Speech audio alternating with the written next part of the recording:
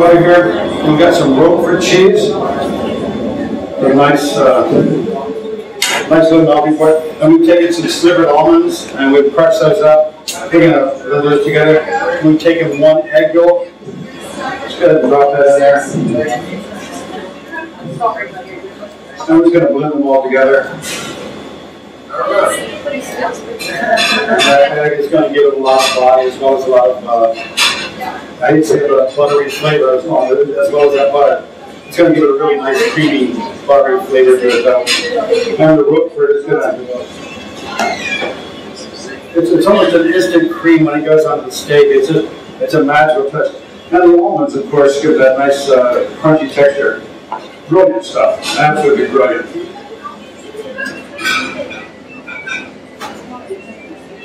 So now we've got that, that's ready. Just going to leave that to the side. We'll be using that in just a minute. Now we've got some nice sirloin here. And we just pounded it on just a little bit.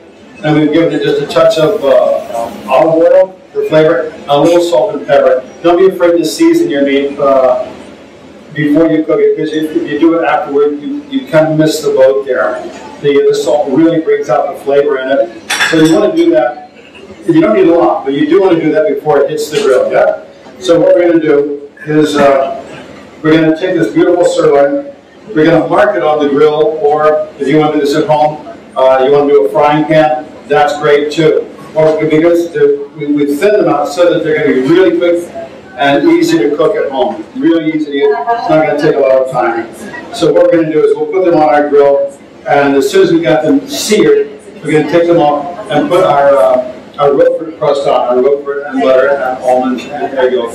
And then we're going to throw them into a 500 degree oven just to get that crust over the top there. So once we got everything ready, then we'll start that process.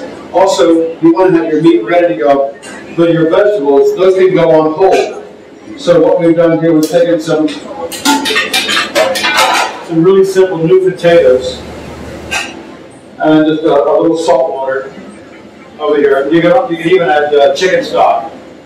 It's going to infuse into your potatoes as well. Fabulous flavor. You just want to just cook this with some salt water. If you're not sure when they're done, take a fork or a knife. If it comes out really easily, or if it falls off, you're good.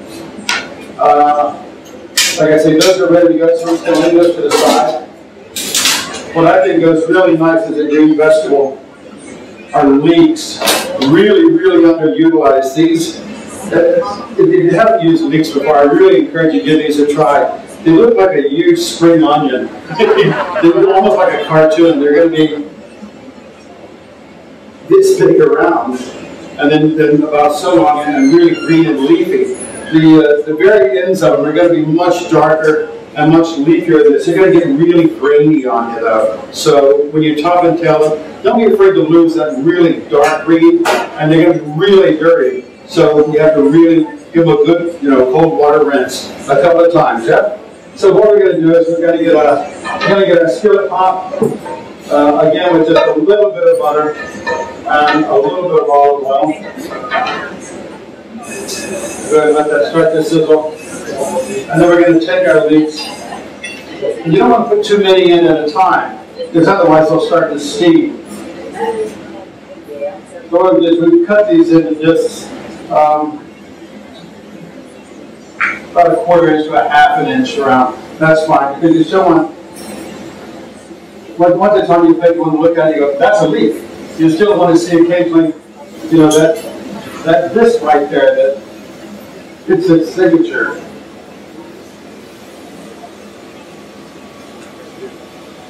Really exciting stuff. It's the onion family. It's a really, really mild, and they're really pretty colors. So now we're just going to take a little seasoning salt. Is that adobo? This is adobo. I love adobo. This is a blend of salt and pepper and turmeric and garlic. And the turmeric, that's what really leans on the bottom of flavor. It's really, really underutilized. And let's go with just a pinch of garlic. Possible.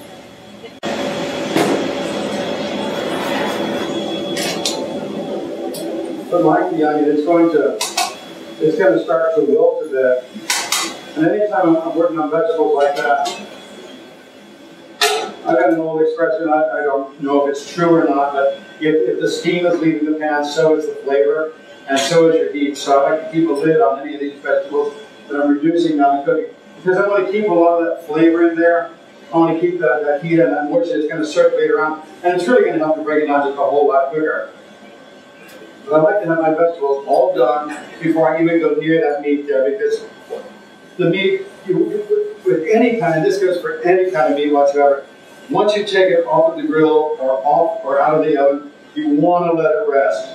I mean, if you have to blow on a piece of steak before you put it in your mouth, don't eat it. Don't eat it. You didn't let it rest. All that flavor is not there. If you cut into a steak and it's too hot, all those juices run out on your plate. If you leave it to rest just another 5 minutes, when you cut into it, the juices stay in the steak. That's what makes it really magical.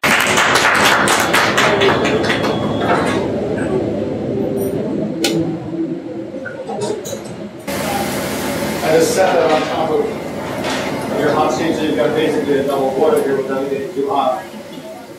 And you're not going to need this much butter, but I So when you're working with these leeks, you can see they're starting to lose some of that liquid in there. You don't want to shake them around so that you're destroying all of the centers, yeah?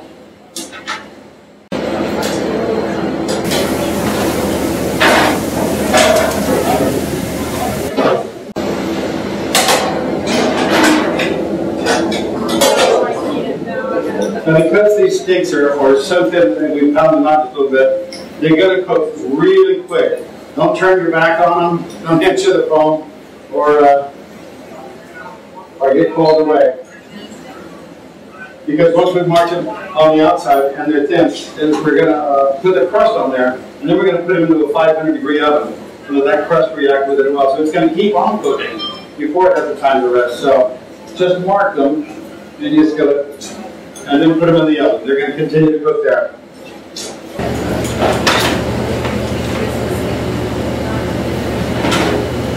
Isn't that gorgeous? Sometimes it's really important to do it in a certain order, or you're going to get called away on something else.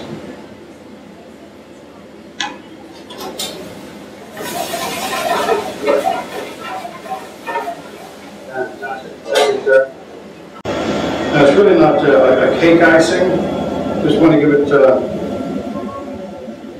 the business end of Flavor Town there. Superb.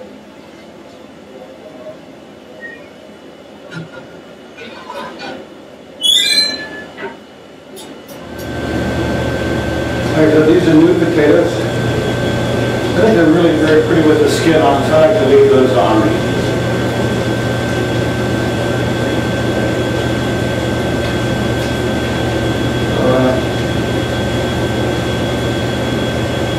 You just want enough butter so it's going to coat your potatoes. There we are. So this is some flat leaf parsley that just came in from the market today. Just for color, just a little bit of flavor. Just a hint of salt in there. Just a hint of seasoning there.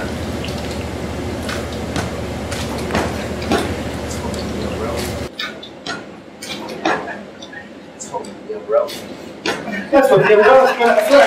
I knew it would come in handy.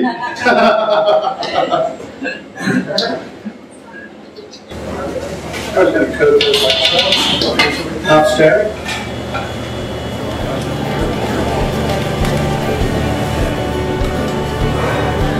Yeah, that's just gorgeous, isn't it?